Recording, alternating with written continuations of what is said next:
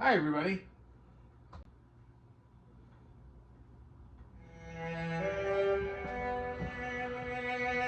This is Tom LaRosa. This is not an episode of Bipolar Diaries, which has to do with my story and different stuff like that. But this is a Bible teaching. I guess you could call it an episode. It would be episode 8 of Bipolar Diaries.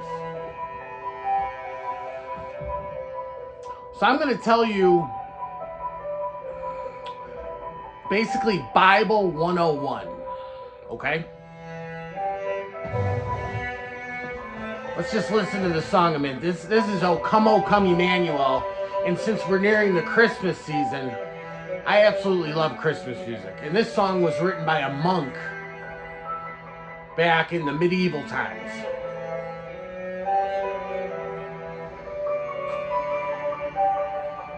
And teach us in your way to go.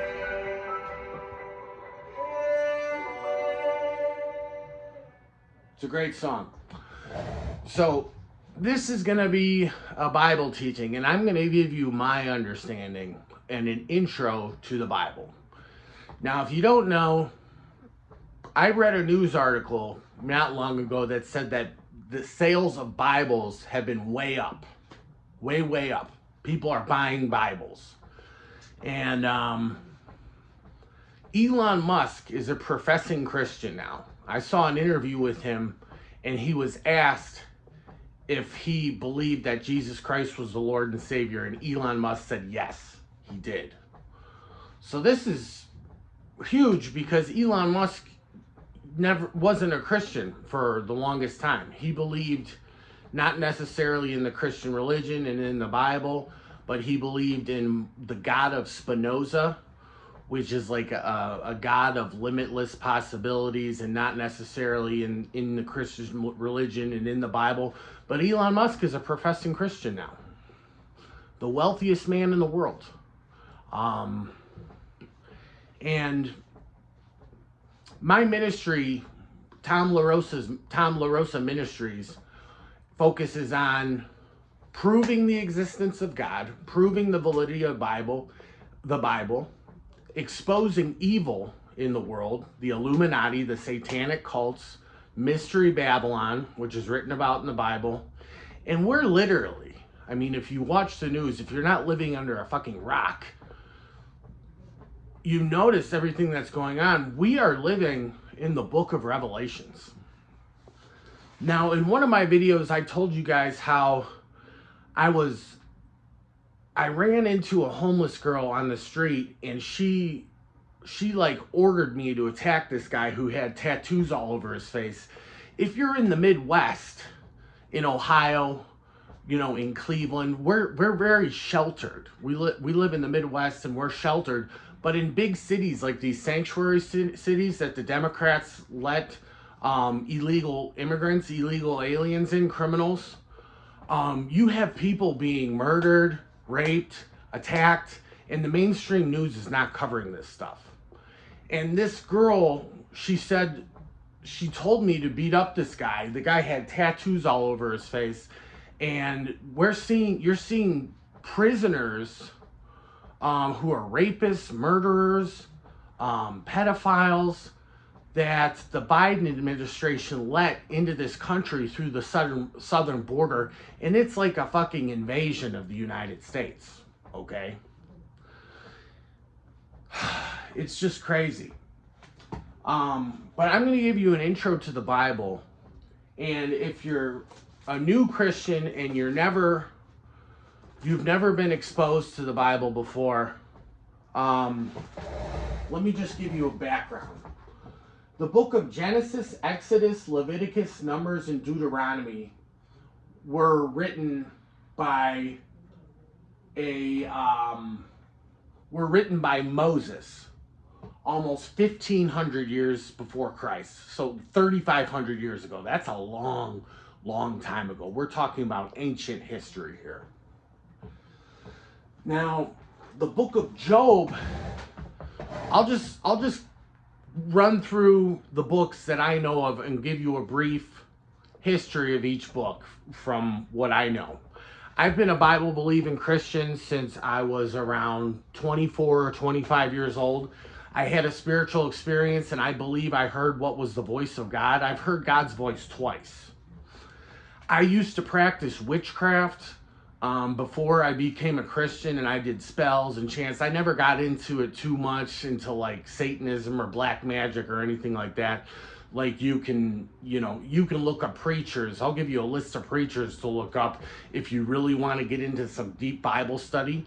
I learned a lot from the preacher Derek Prince. He was a philosopher and studied philosophy at Cambridge University. And when he was a soldier in the British Army in World War I, he came down with a really severe illness and had to be hospitalized for like a year. And the only book that he could only have one book with him, and the book he chose was the Bible. And he had a personal experience with Jesus Christ and was converted to Christianity. And Derek Prince is one of the top preachers in the world, the most educated, extremely intelligent. I've listened to literally probably hundreds of hours of his preaching. Also, Billy Graham is another good one. You can look up YouTube videos on Billy Graham. He's a Pentecostal preacher. And I was told by a Pentecostal preacher, and this hasn't happened yet, but I'm starting to get into this with my ministry and stuff like that. And my future, a Pentecostal preacher at the church of, what was the name of the church? A little church in North Ridgeville. This was when I was 23 and I was addicted to heroin and I was having severe depression. And I was going to a revival at this church. And the preacher prayed for me. He didn't know me from Adam, but he told me I was going to touch this generation. And he believed we're in the last days too. And I believe we're getting closer and closer and closer to the fulfillment of the prophecies in the book of Revelation. The fall of Babylon, once Trump gets in office and, the pedophilia and the Satanism in the government start getting exposed, we're going to see the fall of Babylon. And we might literally get to see all the stuff in the book of Revelations actually come to fruition in our lifetime. So it's an extremely exciting time to be alive. But just to go through some of the books of the Bible. The Old Testament, Genesis, Exodus, Leviticus, Numbers, and Deuteronomy. Genesis gives an account of creation. And when they give an account of creation in Genesis, it says that the world was created in 6 days, and on the seventh day, the Sabbath day, God rested. Watch the movie Noah, starring Russell Crowe and Anthony Hopkins. And watch that movie and watch the part where it gives the history of creation. I don't necessarily believe that what some preachers believe that the world is only a couple thousand years old, 6,000 years old, okay? I don't necessarily believe that. I believe that science and the Bible aren't necessarily contradictory, but they can go hand in hand, okay? The earth and the universe might be billions of years old, but that doesn't necessarily nullify the book of Genesis and make it all false, okay? It says in the New Testament, I think in the book of Peter, that a day for the Lord is like 1,000 years, and 1,000 years is a day. So just because it said the world was created in 7 days doesn't necessarily mean 7 Earth days, 7 rotations of the Earth, okay? It could be billions of years old, and probably is. I mean, science has kind of proved that more or less. That's the basic that's what we were taught in school, at least. Now, the book of Job is an Old Testament book, and Job was the richest man in the East. It gives an account of all his flocks and herds and all the possessions that he owned and stuff like that. And you can read the book of Job, but Job was also the most righteous man on the planet. And there was a day that the sons of God came before the Lord, and Satan was among them. And God asked Satan, "Where did you come from?" And he said, "Going to and fro upon the earth." I'll look it up right now. But Satan he's not in hell. He is on the earth. Him and his fallen angels.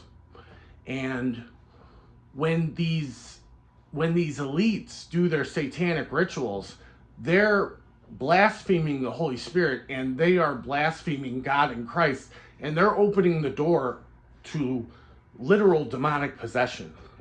So some of these leaders, some of these people in Hollywood are demon possessed because they do black magic, they do spells, black magic, ritual sacrifices, and they allow demons to inhabit their bodies.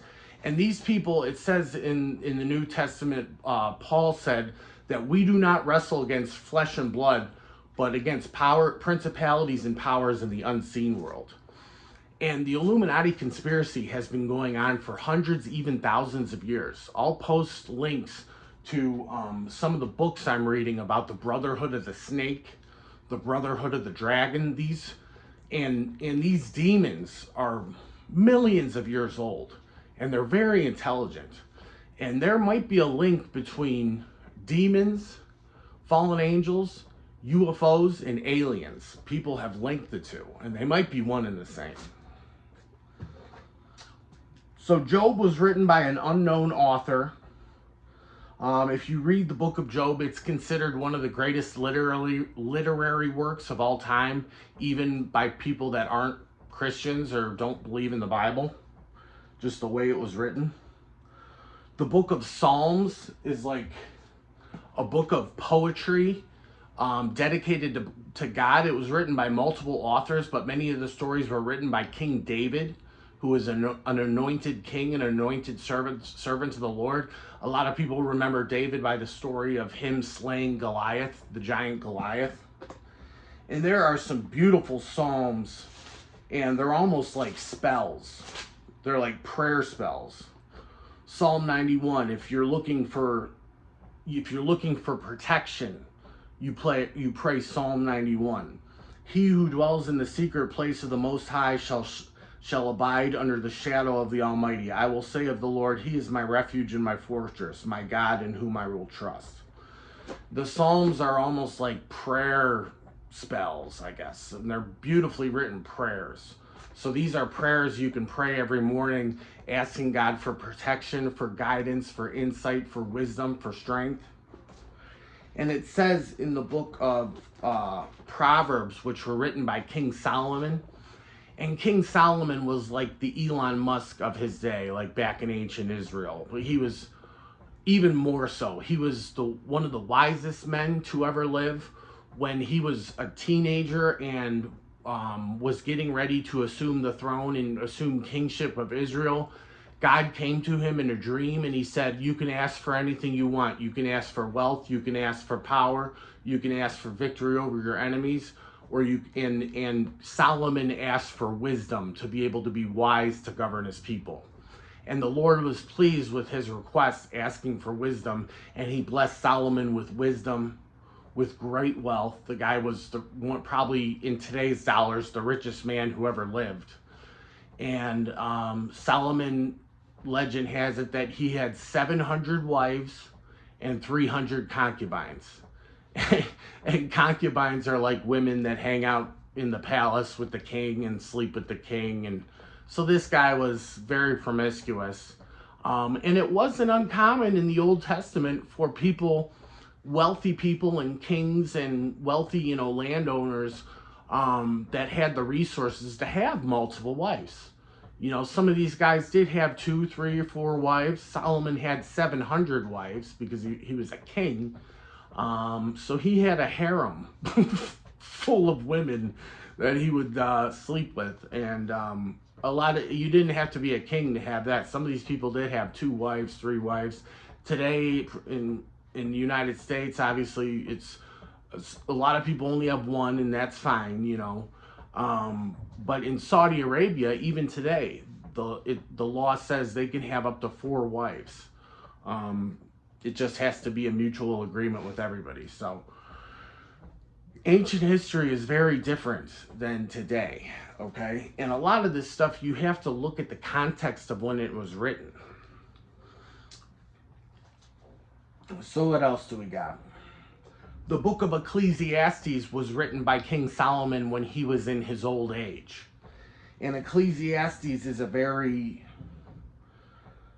It's kind of a depressing book to read. It was written by King Solomon when he was in his 70s or 80s, nearing the end of his life.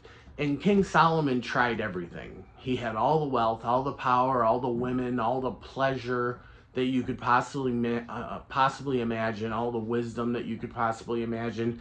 And he said that all of it is like chasing the wind if you don't have a relationship with God. And this guy had it all. He had everything beyond your wildest imagination, okay?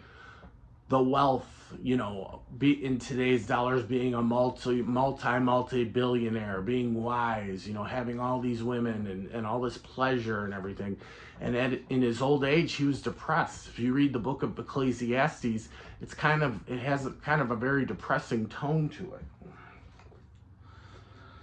Now, in the Old Testament, you have the Old Testament prophets. Some of the major prophets include Isaiah, Ezekiel, Jeremiah. And in Isaiah, you can read about the fall of Lucifer. I don't know exactly where it is right now off the top of my head. But in the books, in Isaiah, it talks about Lucifer and Lucifer's 5 I will statements. And I'll quote that in another video because I don't have time to look it up in the book right now and exactly where it said that. In Ezekiel, it talks about Lucifer before his fall in the book of Ezekiel. And in all these other books, Kings, Samuel, Judges, Joshua, Chronicles, it gives an account of Israel and of the history of Israel and the history of the Jewish people. Jesus was a Jew. Okay, he practiced the Jewish religion and he came out of the Jewish race. Now, the New Testament, the Gospels, which Gospels are first-hand accounts of the birth, ministry, and death, crucifixion, and resurrection of Christ. The Gospels are Matthew, Mark, Luke, and John. Okay, and they were all apostles.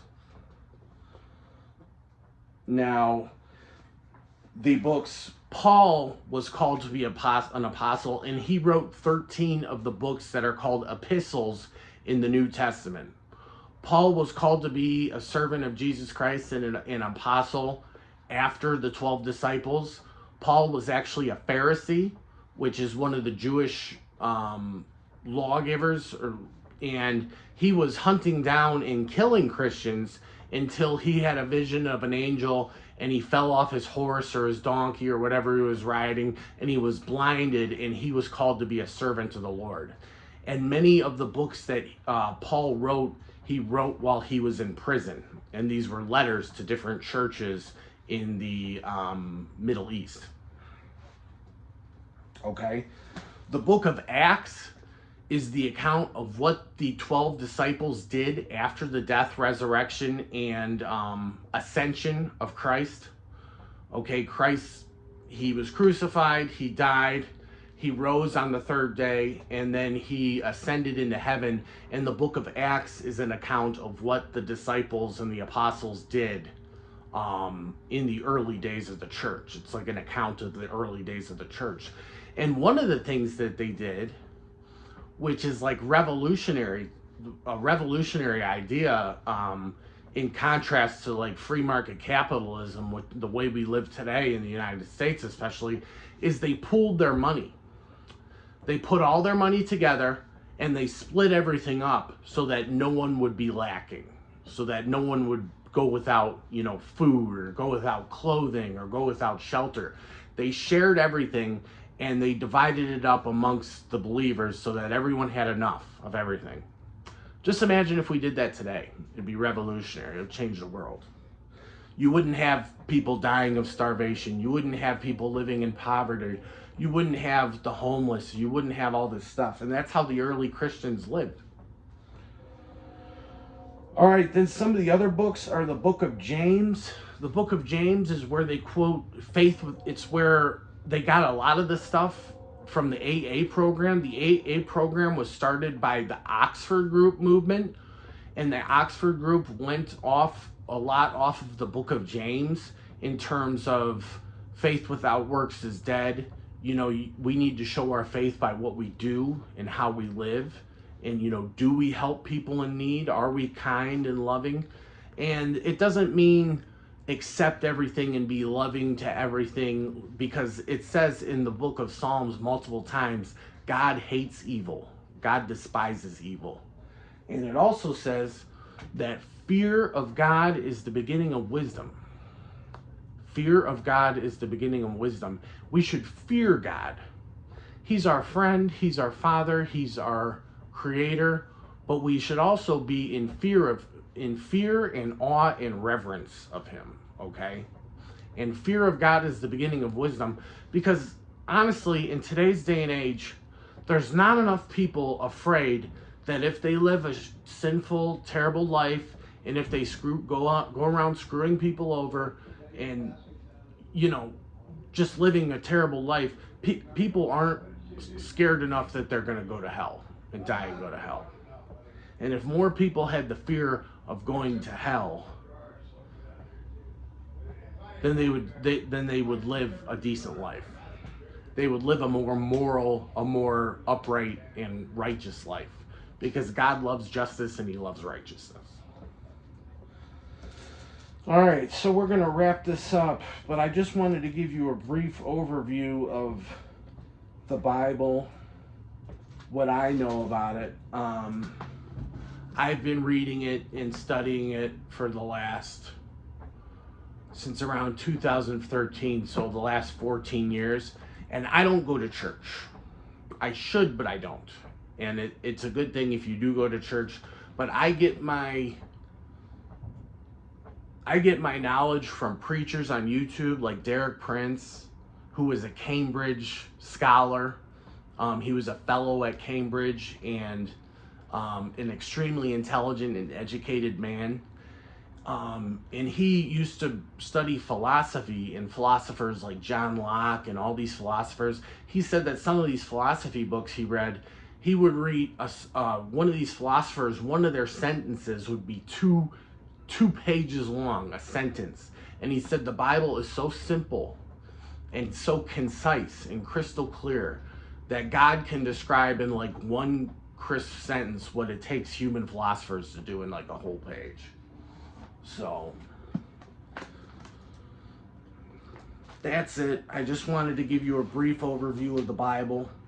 1/3 of the Bible is prophecy. That's what differentiates the Christianity from every other religion, is that God foretells what he's going to do, and then he does it, and the prophecies are fulfilled. The prophecy of Jesus Christ's life, death, and ministry, it was prophesied in the Old Testament 700 times. And the book of Daniel and the book of Revelations prophesies about the last days, which we're living in right now, and we're going to see. And we might actually be the generation that gets to witness the Great Tribulation, the rise of the Antichrist, the breaking of the 7 seals, the 4 horsemen of the apocalypse. We might actually get to witness the apocalypse. Look at everything that's going on, these drone sightings that people don't even know what they are. They might be UFOs, they might be drones from flown around by our own country. The government is saying that they don't even know what this is. And all this stuff going on, but mainstream news doesn't cover a lot of this stuff. So you have to get your news, you have to do your own research. And a lot of people in our generation does. We are awake. A lot of people are awake to the New World Order and the Illuminati. And the word woke, the radical left stole that, because the term being awake used to mean being aware of the Illuminati and the New World Order and the conspiracy and everything like that. They took it and twisted it and turned it into like a term encompassing like, oh, being okay with transgenderism in children, being you're woke and you're somehow enlightened if you love the transgender movement in schools and children, and LGBTQ stuff preached to kids in school, and 2-year-olds are they'll know if they're a boy or a girl when they're 2. If they were born a boy, they might want to be a girl. It's ridiculous. So Satan is a copycat. He copies everything. He doesn't have any original ideas. He just steals from the good side and he twists it to his own evil ends. So that's it. I hope you enjoyed the video. It gives you kind of an overview of the Bible. And it's more important now to be praying than ever before. It really is. So I hope you enjoyed the video. I had one person say they were interested in donating to Tom LaRosa Ministries, and somehow Facebook like blocked her. So she's not even my friend on Facebook anymore.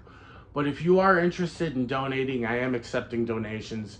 You can, because to be honest with you, this is like my full-time job, and I don't even have a car to get to my full-time job, but this is my full-time job. I'm not complaining because the blessings will come, okay? The blessings will come.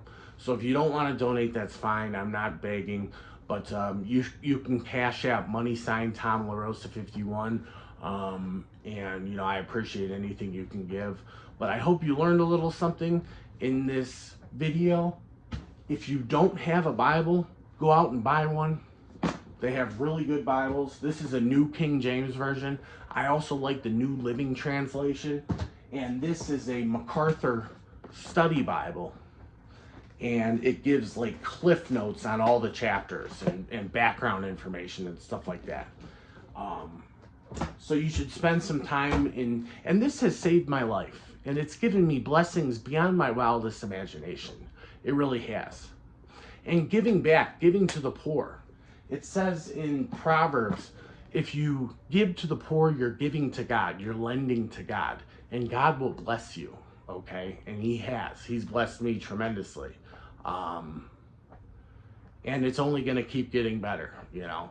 I don't have a lot of material stuff. I can't like brag about how big my bank account is, but that will come in time.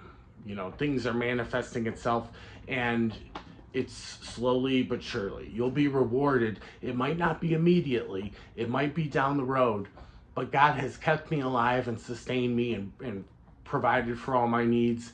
And, you know, it's going really well. So I hope you enjoyed the video.